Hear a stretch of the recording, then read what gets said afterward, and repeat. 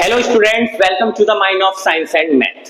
सो आज से हम शुरू करने जा रहे हैं क्लास 10 फिजिक्स की सीरीज, जिसमें हम शुरू करेंगे क्लास 10 फिजिक्स का फर्स्ट चैप्टर लाइट।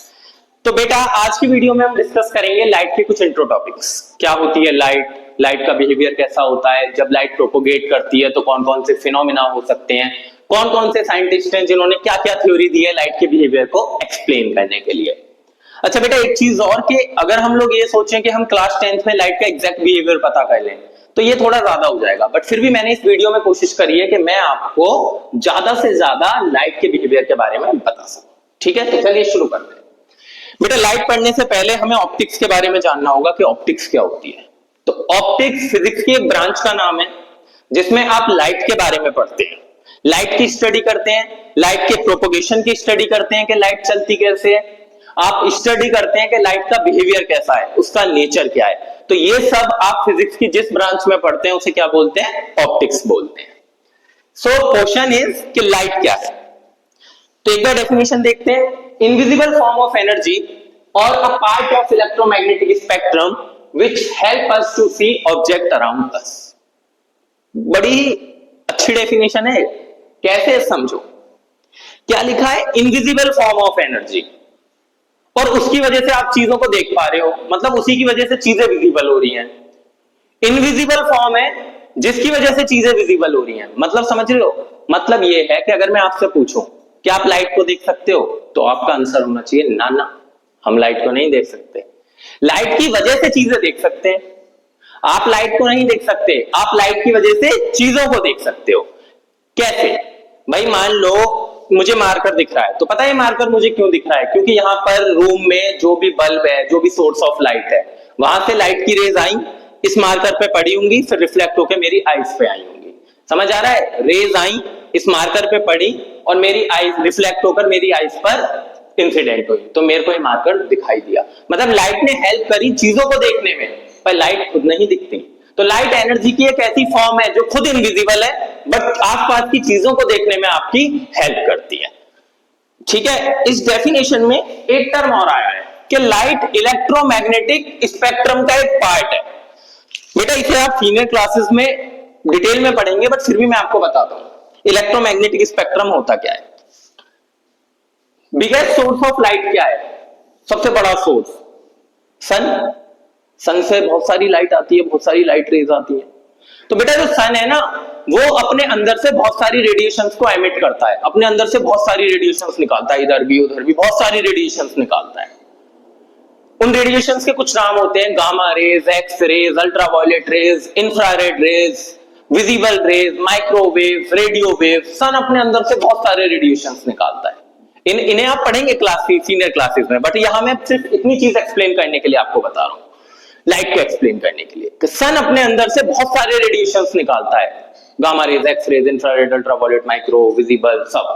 बट क्या है लाइट, क्या वो सारे रेडिएशंस लाइट है? ना ना, सन अपने अंदर से जो सारे रेडिएशन निकाल रहा है वो लाइट नहीं है।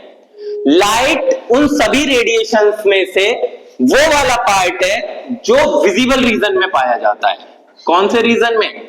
विजिबल रीजन में।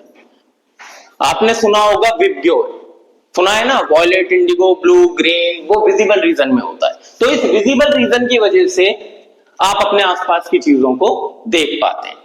तो लाइट इलेक्ट्रोमैग्नेटिक स्पेक्ट्रम। तो सर इलेक्ट्रोमैग्नेटिक स्पेक्ट्रम क्या है? मैंने बताया ना कि सन जो डिफरेंट डिफरेंट रेडिएशंस एमिट कर रहा है अपने अंदर से, उन रेडिएशंस का जो एक बैंड होता है उसे बोलते हैं इलेक्ट्रोमैग्नेटिक स्पेक्ट्रम, और उस स्पेक्ट्रम का जो विजिबल रीजन वाला पार्ट होता है उसे हम लाइट बोलते हैं। केवल उसकी वजह से आप चीजों को देख पाते हैं, सबकी वजह से नहीं। सब कुछ लाइट नहीं है, लाइट केवल उस स्पेक्ट्रम का विजिबल रीजन वाला पार्ट है।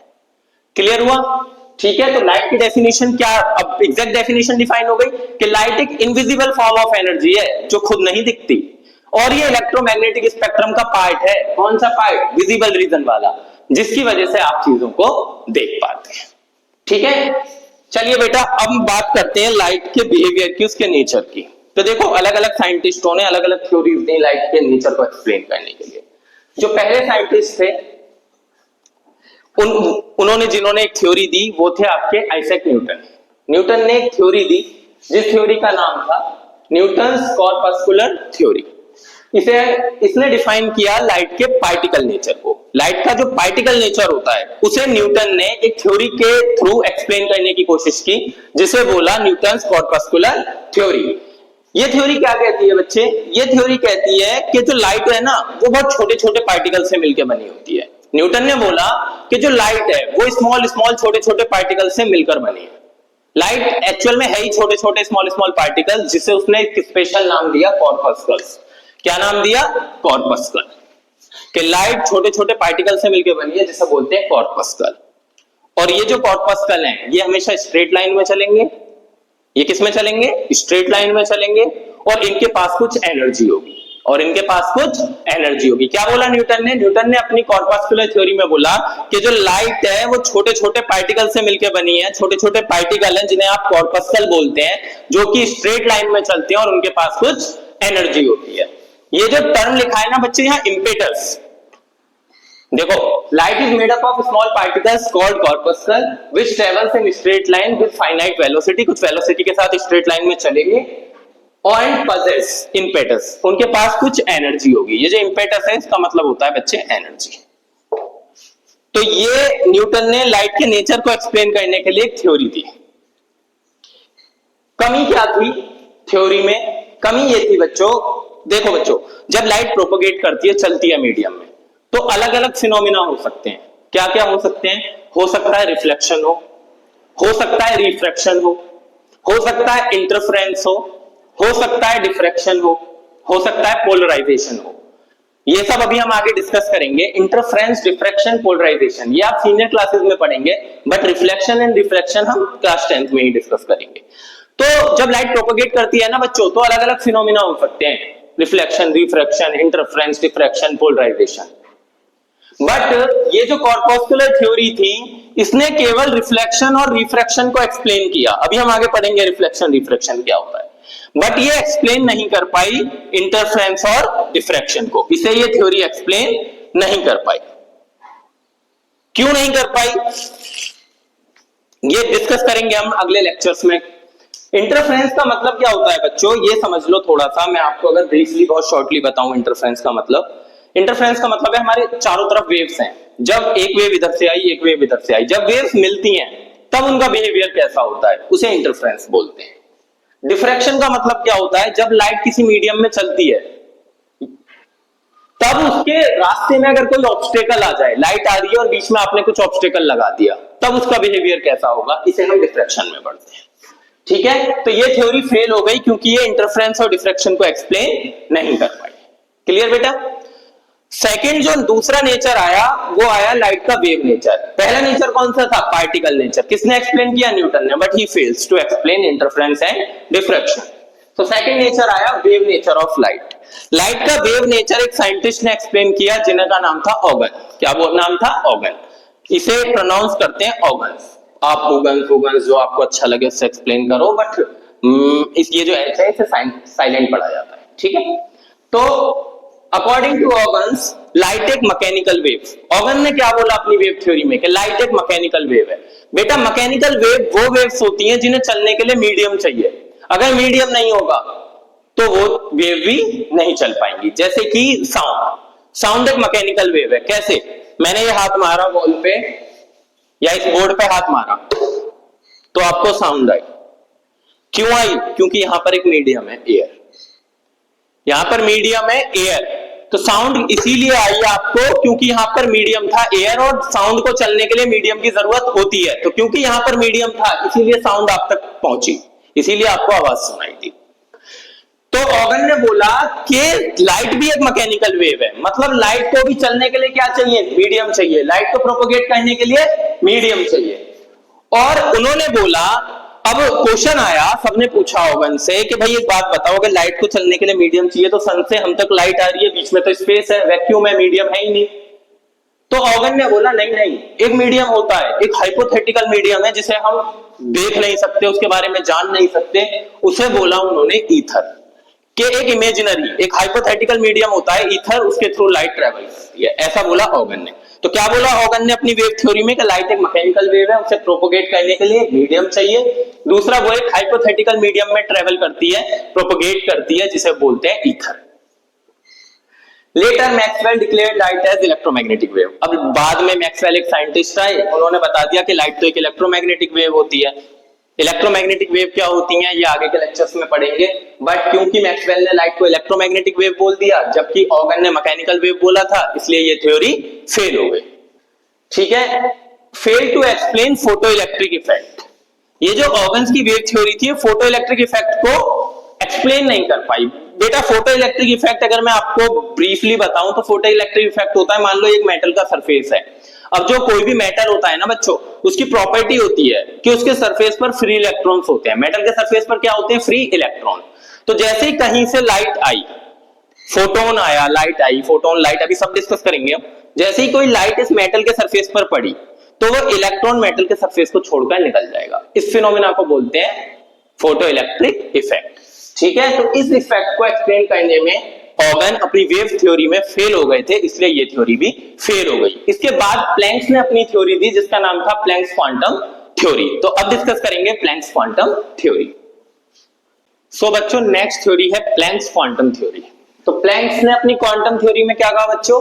प्लैंक ने बोला कि जो बेटा हमारे पास लाइट आती है ना सन से जो लाइट आ रही है वो ऐसे नहीं आती कि एक एक रे आ रही है, वो पूरे बंडल्स ऑफ रे आते हैं, पैकेट्स ऑफ रेज आते हैं, कई सारी रेज इकट्ठी होके आती हैं, बंडल बना के आती हैं, पैकेट बना के आती हैं। उन पैकेट्स को बोलते हैं हम फोटोन और क्वांटा। क्या बोलते हैं? फोटोन और क्वांटा। क्या बोला प्लैंक ने? बोला कि सन से जो रेडिएशंस आती हैं वो अकेली अकेली रे नहीं आती हैं, वो बंडल्स बना के आती हैं, पैकेट्स बना के आती हैं, एनर्जी के पैकेट्स आते हैं, उन्हें बोलते हैं फोटोन और क्वांटा। फिर प्लैंक्स क्वांटम थ्योरी सफल रही, सक्सेस रही क्या एक्सप्लेन करने में? क्या एक्सप्लेन करने में? इंटरफेरेंस एक्सप्लेन करने में, डिफ्रैक्शन एक्सप्लेन करने में, फोटो इलेक्ट्रिक इफेक्ट एक्सप्लेन करने में। ठीक है, ये तीनों फिनोमेना को एक्सप्लेन कर पाए किससे? प्लैंक्स क्वांटम थ्योरी से। प्लैंक के बाद जो थ्योरी आई वो आई ड्यूअल नेचर ऑफ लाइट, जिसे डी ब्रॉगली नाम के साइंटिस्ट ने बताया। उन्होंने कहा कि लाइट दो नेचर शो करती है। ड्यूअल का मतलब होता है बच्चों दो, एक पार्टिकल नेचर और एक वेव नेचर। तो लाइट के दो नेचर होते हैं, पार्टिकल नेचर और वेव नेचर। डी ब्रॉगली ने बोला अपनी dual nature of light theory में। पार्टिकल नेचर कैसे एक्सप्लेन किया गया? पार्टिकल नेचर एक्सप्लेन किया गया फोटो इलेक्ट्रिक इफेक्ट के थ्रू। क्योंकि फोटो इलेक्ट्रिक इफेक्ट में आपको क्या बताया गया? अभी मैंने समझाया था प्रीवियस थ्योरी में कि फोटो इलेक्ट्रिक इफेक्ट में क्या था? ये एक मेटल का सरफेस है, कुछ फोटोन आए एनर्जी लेकर। अब जो फोटोन आ रहे हैं एनर्जी लेकर, ये जो रेज का बंडल बना के आ रहे हैं, ये अपने आप में एक पार्टिकल ही तो है। क्या है? पार्टिकल ही तो है। तो फोटो इलेक्ट्रिक इफेक्ट की हेल्प से किसे एक्सप्लेन किया गया? लाइट के पार्टिकल नेचर को। और लाइट एक वेव है, ये कैसे एक्सप्लेन हुआ? तो अभी अभी मैंने आपको बताया था कि इंटरफेरेंस, डिफ्रैक्शन, पोलराइजेशन, ये आप क्लास 12 वेव ऑप्टिक्स में पढ़ेंगे। और पर थोड़ा बहुत मैंने इन्हें डिस्कस किया था अभी आपसे, इंटरफेरेंस और डिफ्रैक्शन को। तो इन फिनोमेनास के थ्रू लाइट का वेव नेचर प्रूव किया गया। तो लाइट एक्चुअल में दो नेचर शो करती है, वेव नेचर और पार्टिकल नेचर। सो बच्चों अभी तक हमने इस लेक्चर में लाइट के बारे में जाना, लाइट के बिहेवियर के बारे में, उसके नेचर के बारे में, अलग अलग साइंटिस्ट की अलग अलग थ्योरीज को जाना। तो उस सब से जो हमारा एक रिजल्ट निकल के आया, मतलब हम लाइट की कुछ प्रॉपर्टीज एक साथ लिख सकते हैं उन सबको मिलाकर। तो वो मैंने कुछ लिखी है यहाँ पर, देखो क्या क्या है। Light always tends to travel in a straight line. Light हमेशा कोशिश करती है कि वो स्ट्रेट लाइन में चले। लाइट का पाथ कैसा होता है? Straight line. हमेशा कोशिश करेगी कैसे चलने की? स्ट्रेट लाइन में चलने की।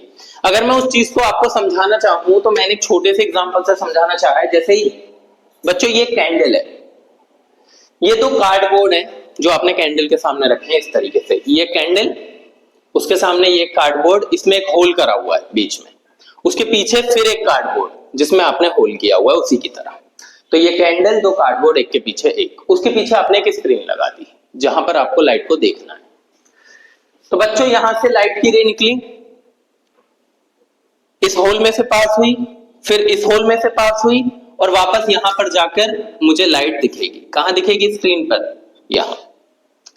अब समझो अगर मैं इस वाले कार्डबोर्ड को यहां से उठाकर थोड़ा ऊपर कर दूं तो ये होल थोड़ा ऊपर हो जाएगा, ये वाला होल थोड़ा ऊपर हो जाएगा। तो ये जो लाइट यहां से आई है ये आपको कहीं यहीं पर दिख जाएगी। क्या स्क्रीन पर जाएगी लाइट? नहीं, लाइट स्क्रीन पर नहीं जाएगी क्योंकि आपने इस कार्डबोर्ड को उठा दिया और लाइट तो सीधी चलती है। लाइट किस में चलती है? स्ट्रेट लाइन में। तो कहीं यहां पर लाइट आपको दिखेगी, स्क्रीन पर नहीं जाएगी। तो इससे प्रूव होता है कि लाइट हमेशा किस में चलती है? स्ट्रेट लाइन में। क्योंकि लाइट स्ट्रेट लाइन में चलती है इसीलिए तो यहां पर लाइट दिखी आपको, स्क्रीन पर नहीं दिखी, क्योंकि होल तो आप ऊपर ले गए थे। ठीक है, तो पहली प्रॉपर्टी हमने सीखी कि लाइट हमेशा कोशिश करेगी स्ट्रेट लाइन में चलने की। Light always tends to travel in a straight line. Second property, it is non mechanical wave. कोई कह रहा था लाइट मैकेनिकल वेव है, लाइट को चलने के लिए मीडियम की जरूरत चाहिए, अभी थ्योरी पढ़ी हमने, बट नहीं, अगर मीडियम नहीं भी होगा लाइट तब भी ट्रेवल कर सकती है। और आज हम ये चीज देखते हैं कि लाइट वैक्यूम में भी ट्रेवल कर सकती है जहां पर कोई मीडियम नहीं है। तो वो वेव जिन्हें चलने के लिए, प्रोपोगेट करने के लिए मीडियम की जरूरत नहीं होती, वो नॉन मैकेनिकल वेव होती हैं। तो लाइट को प्रोपोगेट करने के लिए किसी मीडियम की जरूरत नहीं है। इवन लाइट वैक्यूम में भी ट्रेवल कर सकती है जहां कोई मीडियम नहीं होता। वैक्यूम मतलब कोई मीडियम नहीं है, तो जहां मीडियम नहीं है वहां भी लाइट ट्रेवल कर सकती है, इसलिए लाइट एक नॉन मैकेनिकल वेव है। Light is transverse wave. Transverse wave, ये टर्म का मतलब समझ लो। ट्रांसवर्स वेव का मतलब आप ऐसे समझो बेटा, हमारी ना जो वेव होती हैं, मैं आपको अगर इस तरीके से समझाऊं कि एक मीडियम में जब भी कोई वेव चलती है, जब भी कोई वेव चलती है बेटा, तो जो पार्टिकल होता है मीडियम का वो वाइब्रेट करता है। जब भी वेव मीडियम में चलती है तो मीडियम का पार्टिकल वाइब्रेट करने लगते हैं। क्या करने लगते हैं? वाइब्रेट करने लगते हैं, चाहे साउंड की वेव हो चाहे लाइट की वेव हो। जब भी वेव मीडियम में चलेगी, प्रोपोगेट करेगी, तो मीडियम का पार्टिकल वाइब्रेट करेगा। तो मान लो अगर आपकी वेव चल रही है ऐसे और मीडियम का पार्टिकल वाइब्रेट भी ऐसे ऐसे कर रहा है, मतलब जिस डायरेक्शन में वेव चल रही है उसी डायरेक्शन में मीडियम का पार्टिकल वाइब्रेट कर रहा है, तो ऐसी वेव को हम बोलते हैं लॉन्गिट्यूडनल वेव। कैसी वेव बोलते हैं? Longitudinal wave. वहीं मान लो वेव तो चली ऐसे, वेव तो प्रोपेगेट कर रही है ऐसे और मीडियम का पार्टिकल वाइब्रेट कर रहा है ऐसे। वेव तो प्रोपेगेट कर रही है ऐसे और पार्टिकल वाइब्रेट कर रहा है ऐसे, मतलब वेव के प्रोपोगेशन की डायरेक्शन और मीडियम के पार्टिकल के वाइब्रेशन की डायरेक्शन क्या है? परपेंडिकुलर है। तो ऐसी वेव को हम बोलते हैं ट्रांसवर्स वेव। तो बेटा ट्रांसवर्स वेव वो वेव्स होती हैं जिसमें वेव के प्रोपोगेशन की डायरेक्शन और मीडियम के पार्टिकल के वाइब्रेशन की डायरेक्शन क्या होती है? परपेंडिकुलर होती है। तो लाइट के केस में ऐसा ही होता है, इसलिए लाइट क्या है? एक ट्रांसवर्स वेव है। लाइट शोज डुअल नेचर, ये तो हम पढ़ी, अभी ये सब पढ़ा ही है, पार्टिकल नेचर और वेव नेचर। लाइट दो नेचर शो करती है, पार्टिकल नेचर और वेव नेचर। किसने बताया? डी ब्रॉगली ने। किसने बताया? डी ब्रॉगली ने। Light is reflected, refracted and absorbed by objects. सीधी सी बात है, ये तो अभी हम आगे रिफ्लेक्शन रिफ्रैक्शन पढ़ेंगे ही, कि जब लाइट प्रोपोगेट करती है तो किसी ऑब्जेक्ट से टकरा के वो रिफ्लेक्ट होगी, कहीं टकरा के उसका रिफ्रैक्शन होगा, कोई ऑब्जेक्ट ऐसे भी होंगे जो लाइट को एब्जॉर्ब कर लेंगे। तो ये सब फिनोमेना लाइट से जुड़े हुए हैं। Speed of light in vacuum is 3 × 10⁸ metre per second. ये कांस्टेंट टर्म है कि अगर लाइट वैक्यूम में ट्रेवल करेगी तो एक कांस्टेंट स्पीड के साथ ट्रेवल करेगी, जो कि होती है 3 × 10⁸ metre per second. Light is reflected, refracted and absorbed by objects. ये पॉइंट दोबारा हो गया है, रिपीट हो गया है, तो ये तो मैंने आपको बता ही दिया है। ठीक है, तो प्रॉपर्टीज ऑफ लाइट समझ आई। अब इसके बाद बेटा कुछ इंपॉर्टेंट टर्म्स हैं लाइट से रिलेटेड जो हमें डिस्कस करनी है। तो बच्चों अब हम डिस्कस करेंगे लाइट से जुड़े कुछ इंपॉर्टेंट टर्म्स। तो सबसे पहला है रे। रे क्या होती है? देखो बोलते हैं ना रे ऑफ लाइट, बोल तो देते हैं पर पता होना चाहिए क्या होती है। तो एक सिंपलेस्ट रिप्रेजेंटेशन होता है लाइट के पाथ को रिप्रेजेंट करने के लिए। लाइट के पाथ को रिप्रेजेंट करने का जो सबसे सिंपलेस्ट तरीका है उसे रे बोलते हैं। खत्म। इस तरीके से एक रे को बनाई जाती है, ये भी एक रे है, ये भी एक रे है, रिप्रेजेंटेशन ऐसे होता है रे का। ये क्या कर रहा है? लाइट के पाथ को बता रहा है कि लाइट ऐसे जा रही है, लाइट ऐसे जा रही है। ठीक है, तो लाइट के पाथ को सिंप्लीफाइड फॉर्म में रिप्रेजेंट करता है कौन? रे। तो उसे बोलते हैं हम रे। ठीक है, ये हमेशा स्ट्रेट लाइन होगी, जैसे ये है इस तरीके से। ठीक है, दूसरी है बीम। बीम क्या होती है? कई सारी रेस को इकट्ठा कर दो, बंडल बना दो। कई सारी रेस को इकट्ठे करके बंडल बना दिया। तो ये जो बंडल ऑफ रेस है इसे क्या बोलते हैं हम? बीम। क्या बोलते हैं? बीम। बंडल ऑफ रेस को क्या बोलते हैं हम? बीम। ठीक है, तो कई सारी रेस को मिला दिया, बन गई beam of light. Third, pencil. इसका नाम तो बहुत कम सुना होगा। पेंसिल लाइट की बीम होती है, रेज इकट्ठी होकर जो बीम बनाती है उसे हम पेंसिल ही बोलते हैं। बट डिफरेंस क्या है? ये एक नैरो बीम होती है, ये बहुत ही नैरो बीम, देखो बंडल ऑफ रेज वो बीम, और अगर वही बीम नैरो हो जाए तो उस नैरो बीम को हम क्या बोलते हैं? पेंसिल। क्या बोलते हैं? पेंसिल। नैरो का मतलब समझ रहे हो, या तो इस तरीके से या इस तरीके से, ठीक है, नैरो होती जा रही है, ठीक है, तो उसे बोलते हैं पेंसिल। ये जो पेंसिल है इसके तीन टाइप होते हैं। पहला कन्वर्जेंट, कन्वर्ज का मतलब होता है आकर मिलना, अगर कई सारी रेज आकर किसी एक पॉइंट पर्टिकुलर पॉइंट पर मिल रही हैं तो कन्वर्जेंट पेंसिल। डाइवर्जेंट का मतलब किसी पॉइंट से निकल रही हैं, तो यहां देखो इस पॉइंट से निकल रही हैं तो डाइवर्जेंट। पैरेलल का मतलब रेज आपस में क्या है? पैरेलल, तो ये हो गई पैरेलल, ठीक है। अब आगे हम डिस्कस करेंगे सोर्स, कि लाइट का सोर्स क्या है। बेटा जो चौथी टर्म है, फोर्थ टर्म है, वो है सोर्स। कि सोर्स ऑफ लाइट है क्या? सोर्स का मतलब क्या होता है? जहां से कोई चीज आ रही है, जहां से कोई चीज इनिशिएट हो रही है, ओरिजिनेट हो रही है, वो उसका सोर्स होता है। तो सोर्स ऑफ लाइट क्या होता है ये समझो। बेटा सोर्स ऑफ लाइट का मतलब कोई भी बॉडी या कोई भी ऑब्जेक्ट जो अपने अंदर से लाइट एनर्जी को एमिट करे, लाइट को बाहर निकाले, या फिर वो ऑब्जेक्ट या वो बॉडी जो अपने ऊपर पड़ने वाली लाइट को रिफ्लेक्ट करे, दोनों ही सोर्स है। एक तो अपनी ही लाइट को एमिट कर रहा है और एक अपने ऊपर पड़ने वाली लाइट को रिफ्लेक्ट कर रहा है, दोनों ही क्या करते हैं? सोर्स का काम करते हैं। क्या किसका काम करते हैं? सोर्स ऑफ लाइट का। लाइट के सोर्स बच्चे दो तरह के होते हैं, ल्यूमिनस सोर्स और non luminous source. Luminous source का मतलब वो सोर्स ऑफ लाइट या वो ऑब्जेक्ट या वो बॉडी जो अपनी खुद की लाइट को एमिट करे, उनके अंदर अपनी खुद की लाइट एनर्जी उसे एमिट करते हैं। जैसे कि इसका सबसे बड़ा एग्जांपल है सन।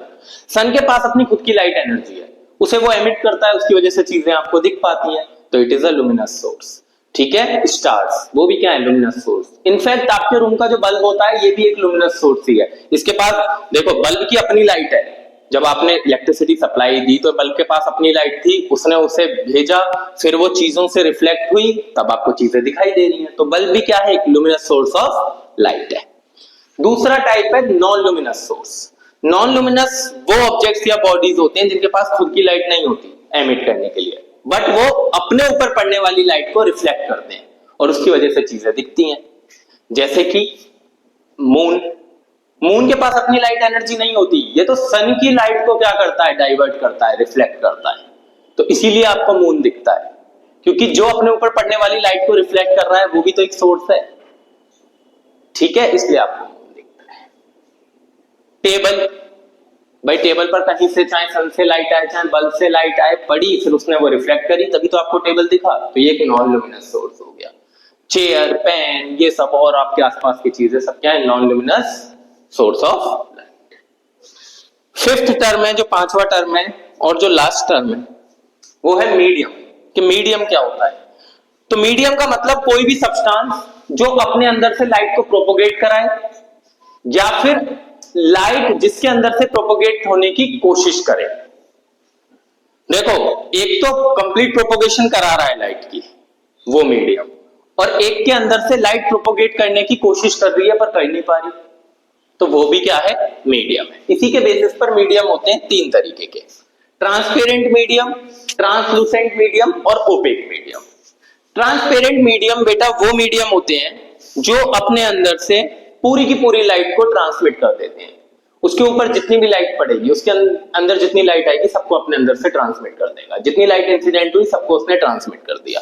जैसे कि एयर, ग्लास, इन सब, इन पे आप जितनी भी लाइट फेंकोगे, जितनी भी लाइट इंसिडेंट होगी, सबको ये अपने अंदर से ट्रांसमिट कर देंगे, तो ये कैसा मीडियम हो गया? Transparent medium. दूसरा ट्रांसलूसेंट मीडियम, ये पार्शियली ट्रांसमिट करते हैं अपने अंदर से लाइट को, पूरी नहीं करते।